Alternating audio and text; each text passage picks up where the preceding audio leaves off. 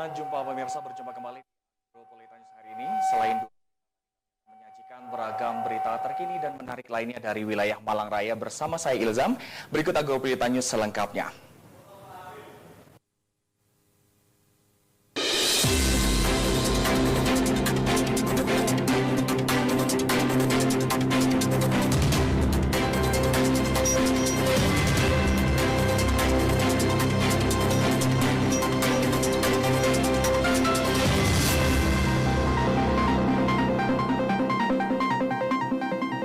Terima kasih pemirsa, Anda tetap bersama dengan kami di Agropolitan News. Pemirsa, mengawali Agropolitan News hari ini, berikut kami rangkum berita seputar Malang Raya dalam News 60 Detik.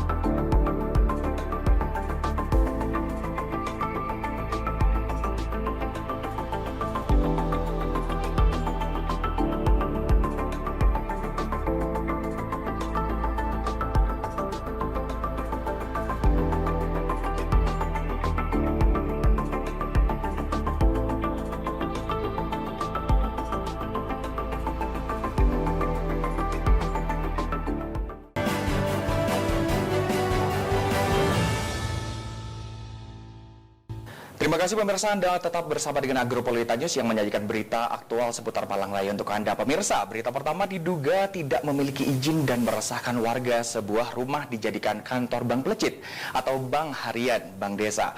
Di Desa Sumbergondo, Kecamatan Bumi Aji, Kota Batu, digerebek anggota DPRD Kota Batu, pemirsa. Penggerebekan kantor Bank Plecit tersebut dilakukan bersama Dinas Koperasi Kota Batu. Liputannya spesial untuk Anda.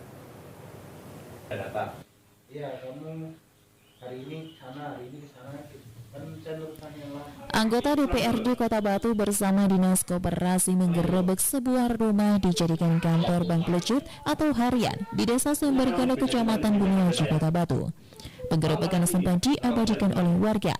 Nampak dalam video yang diambil oleh warga, anggota DPRD dan Dinas Koperasi menggedor pintu kantor Bank Plecit.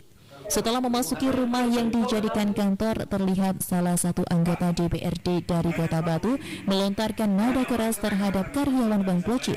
Dalam amarahnya, salah satu anggota dewan tersebut mengingatkan bahwa Bank Plecit sangat meresahkan warga karena bunga yang dibebankan oleh konsumen mencekik warga dan tidak sesuai aturan. Selain itu, keberadaan Bank Plecit tersebut tidak mempunyai izin, hanya berkedok koperasi, karena dalam angsuran konsumen diberikan bukti sobekan promise berupa nomor angsuran. Kemarahan terjadi saat penggerebekan tidak hanya dilakukan salah satu anggota dewan, namun Kepala Dinas Koperasi Kota Batu juga merasa kesal lantaran Bank Plecit selain tidak memiliki izin yang jelas. Keberadaan Bank Plecit di Kota Batu banyak menjadi faktor ketidakharmonisan rumah tangga dan meresahkan warga. Kepala Dinas Koperasi Kota Batu membenarkan jika keberadaan Bank Plecit berkedok koperasi meresahkan warga. Operasional tidak menjalankan asas perkoperasian karena cara mencari konsumen dengan datang dari rumah ke rumah oleh karyawan Bank Plecit. Bahkan bunga yang dibebankan oleh Bank Plecit mencapai 30%. Menurut Dinas Koperasi Kota Batu, keberadaan Bank Plecit tidak menolong warga, bahkan sebaliknya bunga yang dibebankan mencekik warga. Saya pertama terima kasih. Kemarin saya di-share beberapa teman, baik dari media, dari salah satu anggota DPRD Komisi C, Pak Kamim, itu sempat menyampaikan bahwa ada orang yang pinjam ke koperasi, dan di situ ada sedikit persoalan karena bunganya terlalu tinggi. Terus berikutnya saya berserta Pak Kamim, kami diskusi waktu itu gimana dan sebagainya, di mana tempatnya, dan hari ini kita bersama-sama dengan perangkat desa. Saya pertama datang itu ke perangkat desa dulu, apakah koperasi ini domisilinya kepala desa tahu, ternyata kepala desa juga nggak tahu. Pak, bunganya terlalu tinggi. Dengan keberadaan Bank Peleci di Kota Batu yang tengah meresahkan warga, dihimbau untuk tidak lagi beroperasi. Jika tetap beroperasi, pihak Dinas Koperasi Kota Batu akan merekomendasi ke Satpol PP untuk melakukan penyegelan kantor yang dipakai Bank Peleci tersebut. Dari Kota Batu, Yan ATV melaporkan.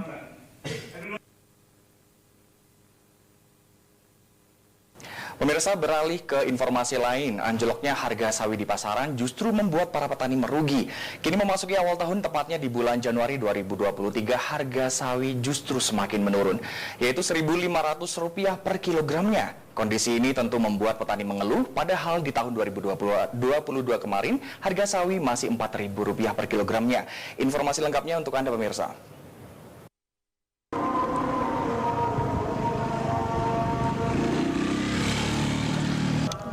Awal tahun banyak tanaman sayuran yang mengalami penurunan harga.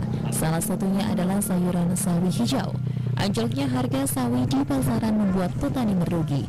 Apalagi para petani hanya bergantung pada pupuk NPK non subsidi yang harganya semakin tinggi. Seperti yang dirasakan salah satu petani di Dusun Santrean Desa Sumberjo Kota Batu, Tarmuji, mengatakan bahwa harga sawi sejak November 2022 lalu masih Rp4.000 per kilogram.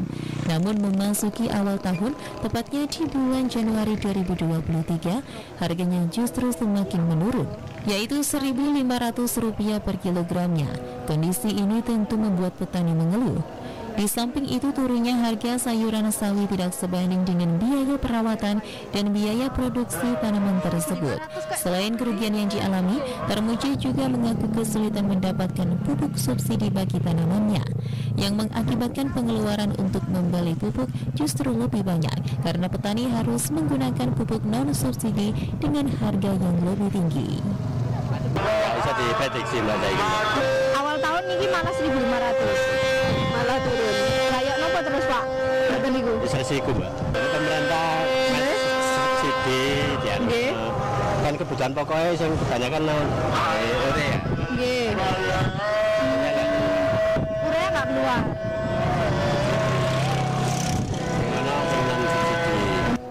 Dari Kota Batu, Violan Ikhwanja ATV melaporkan.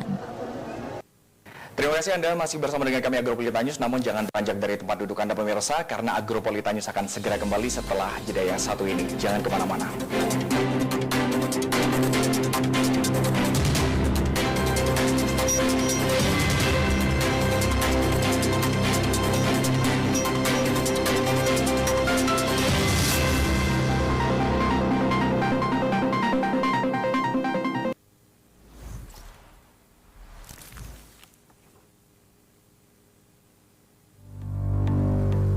Tahukah Anda apa itu pitutur?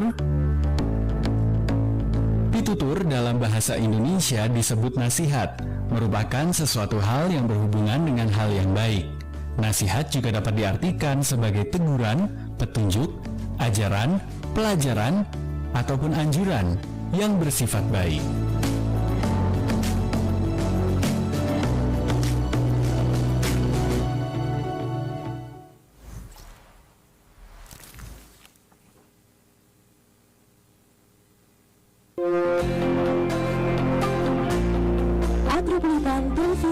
Sebagai lembaga penyiaran publik lokal, berkomitmen melayani masyarakat dengan membantu menyediakan wadah promosi seluas-luasnya bagi pelaku UMKM Kota Batu. Mari daftarkan usaha Anda sekarang juga. Pasang iklan usahamu di sini secara gratis.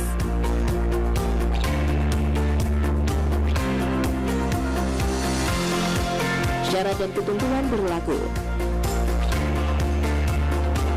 Info lebih lanjut hubungi. Iklan layanan ini dipersembahkan oleh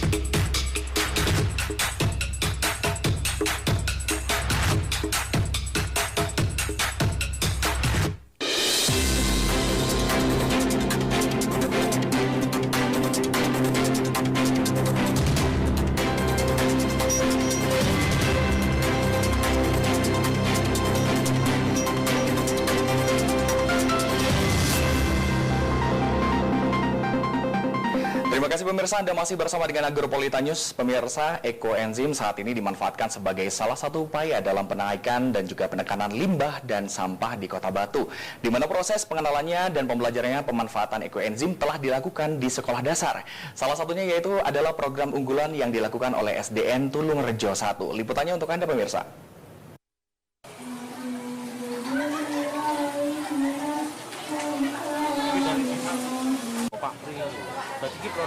Hal ini disampaikan oleh Kepala Sekolah SDN Tulung Rejo 1 Supriyanto bahwa beberapa program unggulan di sekolah ini diantaranya yaitu pengolahan buah terong Belanda atau tamarillo, di mana diolah menjadi minuman tamarillo yang dikerjakan oleh siswa-siswi SDN Tulung Rejo 1. Selain diambil sarinya untuk membuat minuman tamarillo, limbah sisa pengolahan buah tamarillo yaitu kulitnya juga dimanfaatkan untuk pembuatan sabun cair, yang mana dalam proses pembuatannya menggunakan juga campuran dari ekoenzim. Hal ini selain sebagai salah satu bentuk pembelajaran dalam kurikulum Merdeka, Supriyanto juga menegaskan bahwa dalam proses pembelajaran, pihak sekolah ingin memberikan pembelajaran yang bermakna bagi siswa, sehingga dalam melakukan kegiatan belajar mengajar dilakukan secara kontekstual, apalagi mengingat SDN Tulung Rejo 1 sendiri salah satu sekolah adiwiyata. Kita memberikan pembelajaran kepada anak itu bermakna, sehingga ketika kita melakukan pembelajaran kontekstual ya, karena kita sekolah adiwiyata, kita memanfaatkan sari tamarillo sebagai program unggulan, kemudian ekoenzim sebagai bentuk pemanfaatan daur ulang gitu. Ke depan ini kan bentuk pemanasan kita sebagai sekolah penggerak. Kita akan membangun sebuah kolam renang ya untuk pembelajaran akuatik, karena sekaligus untuk memanfaatkan lahan yang kosong dan untuk kebersihan lah itu. Kedepan dalam pengembangan sekolah dan bentuk dukungan untuk pembelajaran kurikulum Merdeka, SDN Tulung Rejo 1 rencananya akan membangun kolam renang untuk digunakan sebagai sarana prasarana pendukung pembelajaran akuatik di tempat ini, sekaligus juga pemanfaatan lahan yang ada di sekolah SDN Tulung Rejo 1. Dari Kota Batu, Abraham Patrika, ATV melaporkan. Beralih ke informasi lain pemirsa, realisasi hasil reses anggota Dewan yang berupa pokok dan dapat menjadi penunjang fasilitas kebutuhan masyarakat terkait dengan sarana prasarana tidak berhenti di situ saja. Rencana di tahun 2023 ada banyak realisasi dari pokok-pokok pikiran DPRD Kota Batu. Liputannya untuk Anda. Untuk pemerintahan ini kan betul.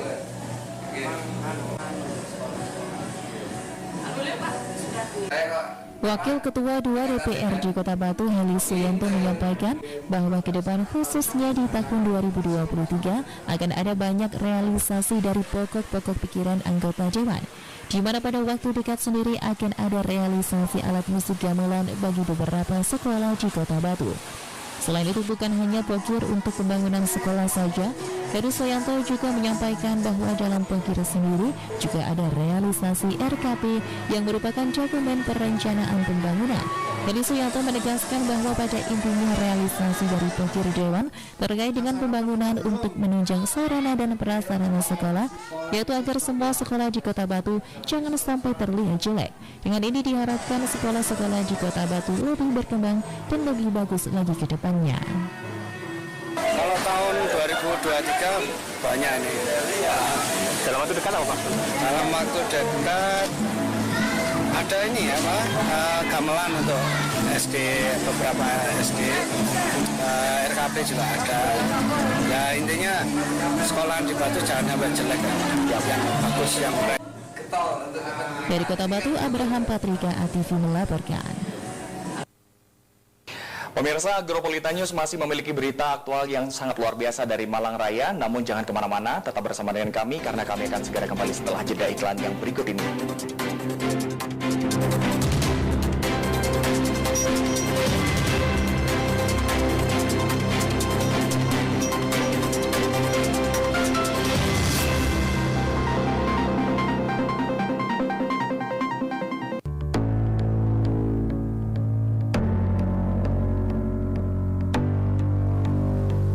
Tahukah Anda, tata krama itu apa? Tata krama adalah istilah bersinonim dengan sopan santun dan peradaban. Berasal dari bahasa Jawa, tata berarti aturan, dan krama atau kromo berarti baik. Tata krama suatu bangsa pasti berbeda dengan bangsa yang lain, karena tata krama berkaitan dengan kebiasaan atau etiket yang muncul dari adanya pergaulan.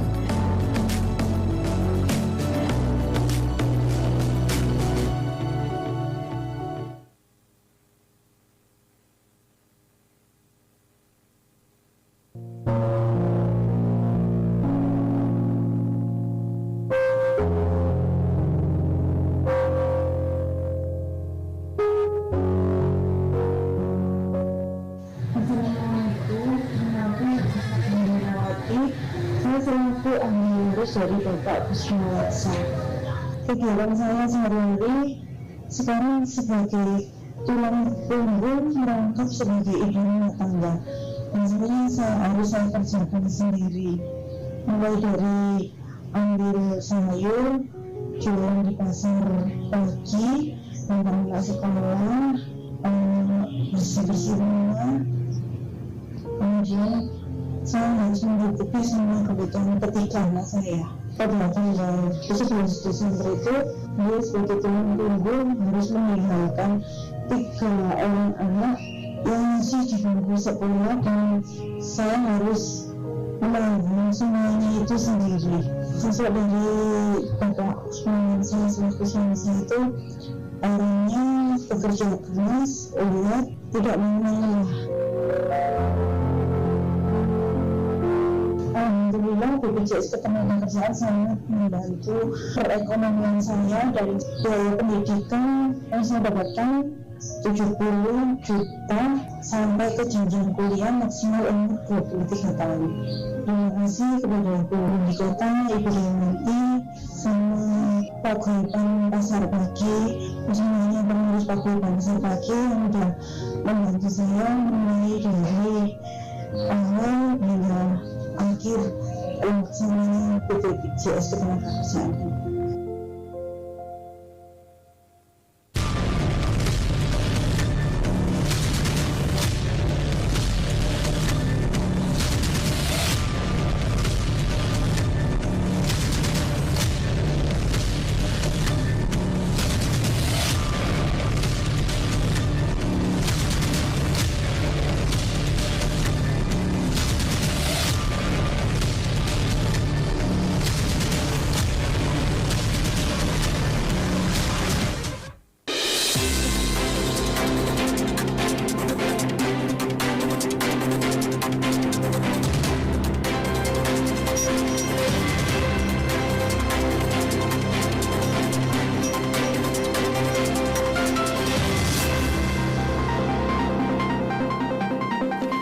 Terima kasih pemirsa, Anda masih bersama dengan kami Agropolita News. Pemirsa, hingga saat ini pasca Natal Tahun Baru hingga Imlek sebagai kebutuhan pokok masih menunjukkan kenaikan harga.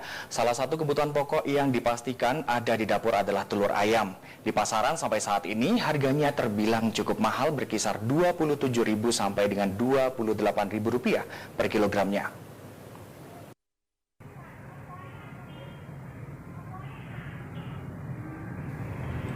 Salah satu kebutuhan pokok yang dipastikan ada di dapur adalah telur ayam. Di pasaran sampai saat ini harganya terbilang cukup tinggi, berkisar 27 sampai 28 per kilonya.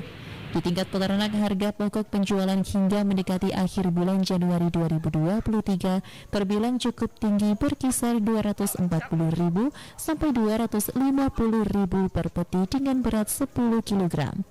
Menurut peternak, tingginya harga telur lebih diakibatkan permintaan dari produsen sejak Natal, pergantian tahun hingga bertahan sampai saat ini. Di sisi lain, tingginya harga telur juga dipengaruhi oleh harga pakan ayam petelur yang setiap bulan mengalami kenaikan seperti konsentrat, jagung giling maupun katul. Akibat mahalnya pakan untuk ayam petelur khususnya konsentrat tentu tidak menguntungkan bagi peternak kecil. Meskipun harga telur terbilang stabil di angka Rp24.000 per kilo dari tingkat peternak. Hal tersebut yang sudah dirasakan Rio, warga desa Sidomulyo, Kota Batu, yang sudah menekuni usaha budidaya ayam petelur lebih dari 6 tahun lamanya. Menurutnya, selama menjalani usaha budidaya ayam petelur, banyak pasang dan surut dari segi pendapatan. Menurut Rio, mahalnya pakan menjadi faktor utama bagi Rio, terlebih pakan jadi pabrikan yang terus mengalami kenaikan per kilonya. Dan untuk mensiasati pakan, Rio memilih untuk mencampur sendiri pakan dengan komposisi yang sudah dikuasai, seperti konsentrat, jagung giling, vitamin, dan lainnya. Selaku usaha mandiri, bagi Rio sangat minim keuntungannya jika membeli pakan jadi pabrikan yang seolah tidak ada kompromi terkait harga yang cenderung terus naik. Kalau pakannya naik terus mas, kalau harganya masih stabil lah. Kalau di bawah HPP harga sekarang rugi mas. Kalau harga telur mulai 25 sampai 27-an. 25 sampai 27 ya. Tiap hari ganti harganya. Ganti gitu ya. Ya. Untuk pakan sendiri mas? Kalau pakan tiap bulannya naik 500 per kilo. Yang mahal itu apa sih mas? Pakan yang impornya atau yang pakan konsentrat? Konsentratnya sama ya? Jagung juga ya? Terus naik. Dari Kota Batu, Saiful Akbar ATV melaporkan. Informasi berikutnya pemirsa tentang Anda yang suka dengan wisata kuliner. Kali ini Warung Madang Godok Gedang, kafe baru di konsep Batu, berkonsep dengan Jawa, menyuguhkan view Kota Batu. Menjadi tujuan baru para wisatawan kuliner yang ingin berrekreasi sekaligus menikmati makanan yang disediakan. Informasi lengkapnya kami sudah liput untuk Anda.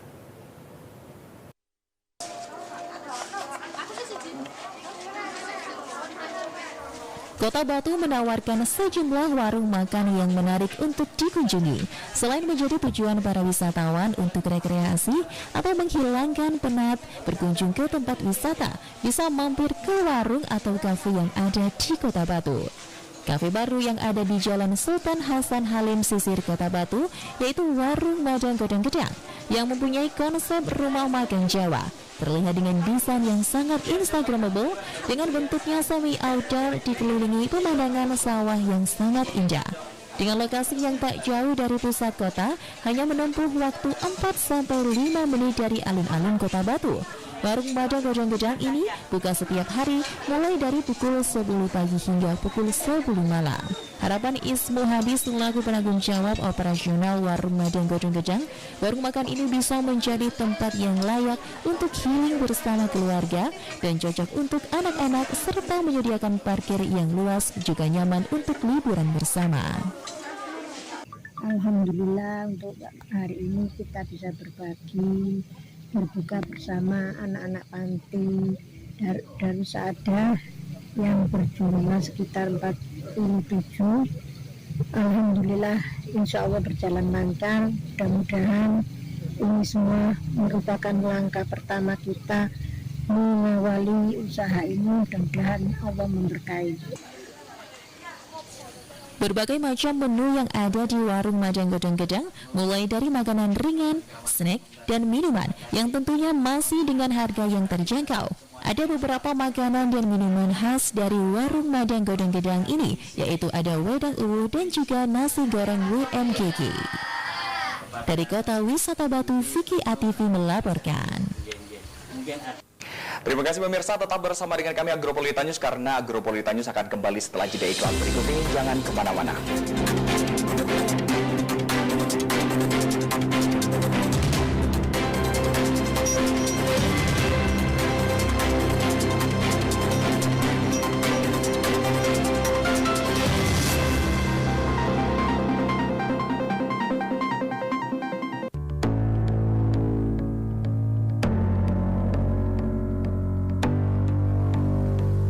Tahukah Anda, tata krama itu apa? Tata krama adalah istilah bersinonim dengan sopan santun dan peradaban. Berasal dari bahasa Jawa, tata berarti aturan, dan krama atau kromo berarti baik. Tata krama suatu bangsa pasti berbeda dengan bangsa yang lain, karena tata krama berkaitan dengan kebiasaan atau etiket yang muncul dari adanya pergaulan.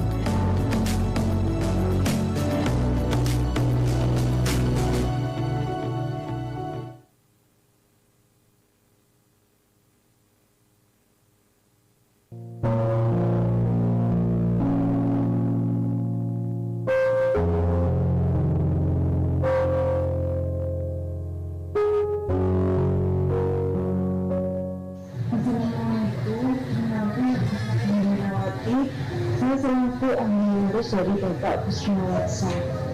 Kegiatan saya sehari-hari sekarang sebagai tulang punggung merangkap sebagai ibu rumah tangga.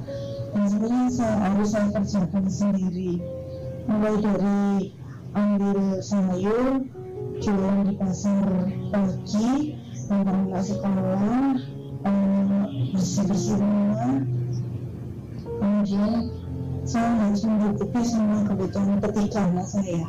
Pada tanggal 11 Desember itu, dia sebagai tulang punggung harus meninggalkan 3 orang anak yang masih di bangku sekolah dan saya harus menanggung semuanya itu sendiri.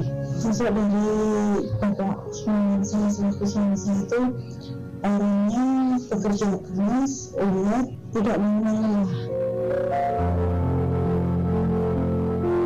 Alhamdulillah BPJS Ketenagakerjaan sangat membantu perekonomian saya dari biaya pendidikan yang saya dapatkan 70 juta sampai ke jenjang kuliah maksimal umur 23 tahun. Terima kasih kepada Ibu Wali Kota, Ibu Dewanti, sama paguyuban pasar pagi, semuanya pengurus paguyuban pasar pagi yang sudah membantu saya mulai dari awal hingga akhir pelaksanaan BPJS Ketenagakerjaan.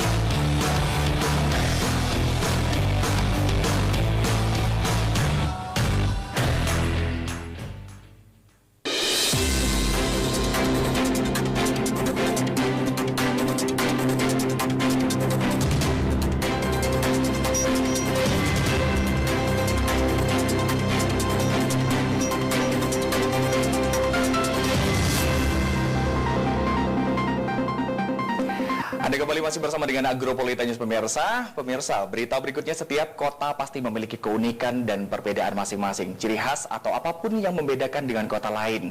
Jika dijelaskan satu persatu, maka setiap kota memang memiliki keunikan dan tersendiri termasuk dari jumlah penduduknya. Dan berikut 5 fakta unik dari kota paling unik di dunia dalam segmen News, Fakta dan Unik kami sajikan untuk Anda.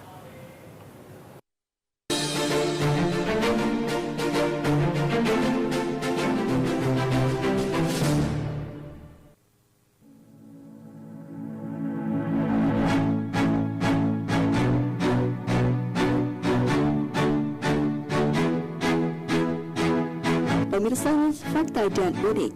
Setiap kota pasti memiliki keunikan, ciri khas, atau apapun yang membedakan dengan kota lain. Jika dijelaskan satu persatu, maka setiap kota memang memiliki keunikan tersendiri, termasuk dari jumlah penduduk. Dan berikut News Fakta dan Unik merangkum 5 fakta unik kota paling unik di dunia. Beaufort, Amerika Serikat. Beaufort adalah kota kecil yang berada di Albany County, negara bagian Wyoming, Amerika Serikat ini. Kota unik berada di ketinggian 2.400 meter di atas permukaan laut, berada di antara Laramie dan Kiene. Nama kota ini diambil dari Mayor Jenderal John Beaufort, seorang perwira tinggi pasukan Union yang ikut dalam Perang Sipil Amerika Serikat. Dan Sammons menjadi satu-satunya orang yang tinggal di Beaufort hingga 2013 setelah pindah pada tahun 1980. Ia membeli kota itu pada 1992, sementara istrinya meninggal pada tahun 1995 dan putranya pindah dari Beaufort pada 2007. Kota unik yang hanya berisi toko kelontong, stasiun bensin, dan rumah ini dijual pada 5 April 2012 kepada orang asal Vietnam. Beaufort dibeli dengan harga $900.000 atau setara dengan 13 miliar. Nama kota ini kemudian berubah menjadi Pendleton Beaufort. Jordan River, Kanada. Jordan River adalah kota yang mempunyai pantai yang sangat indah dan tenang yang menghadap ke Samudra Pasifik. Hanya saja kota ini unik, seringkali dilanda bencana alam seperti erosi, polusi, naiknya permukaan laut, dan juga gempa bumi. Hampir semua penduduk kota merasa tidak nyaman untuk tinggal di kota ini dan akhirnya memilih pergi. Namun hanya Hatfield yang berusia 72 tahun dan masih betah serta tidak pergi meninggalkan Jordan River. Pitt memiliki rumah di Denwood Bay dan Jordan River yang berdekatan. Ia membagi waktu antara keduanya. Ia sempat diperingatkan agar segera meninggalkan kota, namun Pitt kekeh masih bertahan di kota unik ini. Monroe, Amerika Serikat. Kota kecil ini berjarak sekitar 8 km dari perbatasan negara bagian Dakota Selatan dan Nebraska, Amerika Serikat. Monroe juga menjadi salah satu kota yang hanya mempunyai satu orang penduduk saja, yaitu Elsie Elliott, 85 tahun. Perempuan ini menjadi satu-satunya penghuni kota unik ini setelah suaminya meninggal pada tahun 2004. Dia sempat tinggal bersama suaminya Rudy Elliott. Mereka tinggal hanya berdua sejak 2000 silam. Pada tahun 1930-an, penduduk kota ini masih sekitar 130 orang, namun akhirnya pindah untuk mencari penghidupan yang layak. Tomioka, Jepang. Kota unik ini berada di kawasan yang sebenarnya masih zona terlarang karena ada PLDN atau pembangkit listrik tenaga nuklir Fukushima. PLDN ini terkena gempa dan tsunami pada 11 Maret 2011 sehingga rusak dan menyebabkan kota terkontaminasi. Ratusan ribu penduduk dievakuasi karena daerah dalam radius 20 km dianggap sebagai daerah terlarang. Naoto Matsumura, 50 tahun, menjadi satu-satunya penduduk yang kembali lagi dari 16.000 orang yang pernah tinggal di sini. Ia tinggal di kawasan tanpa aliran air dan listrik. Namun Matsumura tetap bertahan untuk merawat lahan dan hewan terlantar. Case, Selandia Baru. Kota unik ini berada di Sewol, Pulau Selatan, Selandia Baru, yang juga memiliki penduduk hanya seorang diri. Barry Brown menjadi satu-satunya warga selama lebih dari 25 tahun. Luar biasa sekali, seorang diri di sebuah tempat.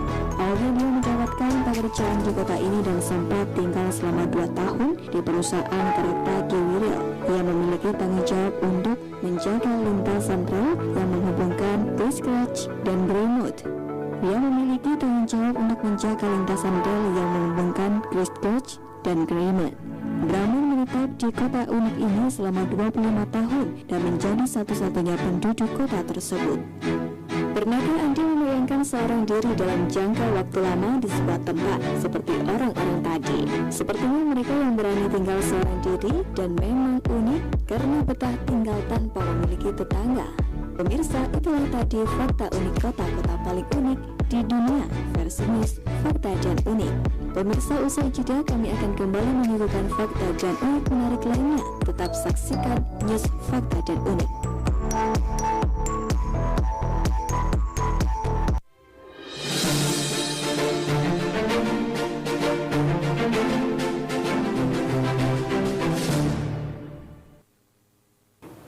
Terima kasih pemirsa, Anda masih bersama kami Agropolitan News. Dan pemirsa, berikut perkiraan cuaca Minggu 29 Januari 2023 untuk daerah Malang Raya dari Badan Meteorologi, Klimatologi, dan Geofisika BMKG Stasiun Klimatologi Kelas 2 Malang.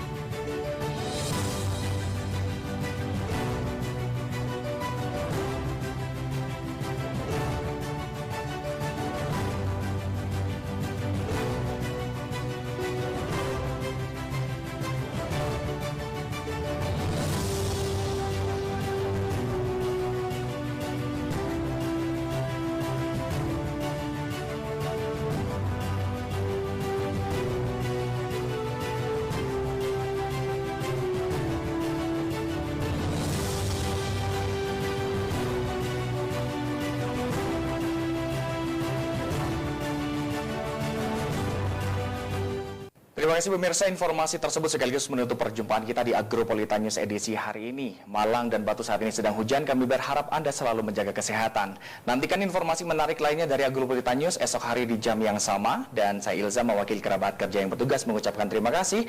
Akhir kata, assalamualaikum dan sampai jumpa.